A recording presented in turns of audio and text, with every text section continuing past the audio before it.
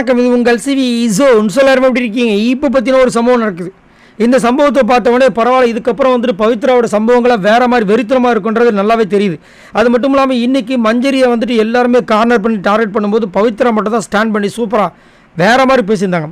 ரொம்பவே நல்லா இருந்தது. அது மட்டும் இல்லாமல் இப்போ ஒரு பெரிய அதிரடி சபதத்தை வந்துட்டு இங்கே வந்து அன்ஷிதா கிட்ட எடுக்கிறாங்க. ஆனால் இதை போய் அன்ஷிதா கிட்ட சொல்கிறாங்கன்றதான் கொஞ்சம் வருத்தமாக இருக்குது. பட் இருந்தாலும் ஓகே. என்ன சொல்கிறாங்கன்னா, இன்றைக்கி ஃபஸ்ட்டு பர்ஃபார்மன்ஸில் மஞ்சரியை வந்து எல்லாருமே சொல்கிறாங்க. என்ன சொல்கிறாங்களே, அருண் கூடவே இருந்தார் விஜய் விஷால். அவர் அப்படி என்ன பண்ணார், ஏன் அவர் பேரை நிறைய பேர் சொல்லவே மாட்டுறாங்க? நிறைய பேர் வந்து வெளியே வரமாட்டாங்களே, நிறைய பேர் வந்து ஒரு அந்த பேர்லாம் வரவே மாட்டுறாரு. சத்யா என்ன பண்ணுறாரு, விஷால் என்ன பண்ணுறாரு, அருண் என்ன பண்ணுறாரு, இவங்களாம் மாறி மாறி அவங்க பேரை சொல்லிக்கவே மாட்டாங்களே. முதல் தான் வந்துட்டு சரி எல்லாம் டீம் பிளேவாக இருந்துச்சு, இப்போ எல்லாம் சிங்கிள் இண்டிவிஜுவல் பிளேயர் தானே, இப்போலாம் சொல்லாமே.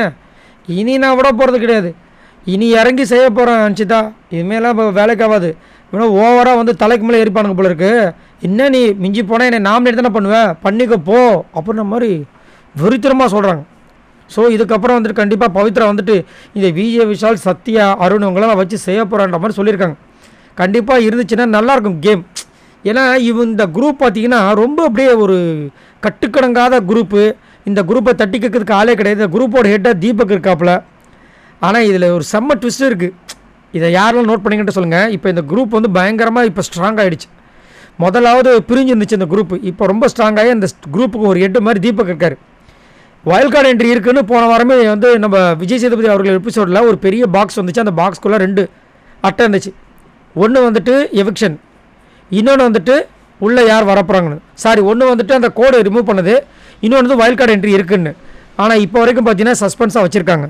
சரியான நேரம் பார்த்து வச்சுருக்காங்க போல இருக்குது. இன்றைக்கி எல்லாம் ஒன்று கூட்டிட்டாங்க. மேபி நாளைக்கோ இல்லை சனிக்கிழமையோ ஆர்னவ் வந்தார்னா வேறு மாதிரி இருக்கும். மேபி கண்டிப்பாக நடக்கிறதுக்கு வாய்ப்பு இருக்குது அப்படி மாதிரி தோணுது. இந்த நேரம் சரியான தருணமாக இருக்கிறதுக்கு வாய்ப்பு இருக்குது. பார்க்கலாம் என்ன நடக்குது. இது என்னோடய அசம்ஷன் தான், பட் சொல்கிறேன். ஆனால் ஒரு வைல்ட் கார்டு என்ட்ரி இருக்குன்னு அவங்களே சொல்லிட்டாங்க, அதனால் சொல்கிறேன். பார்க்கலாம் என்ன நடக்குதுன்னு.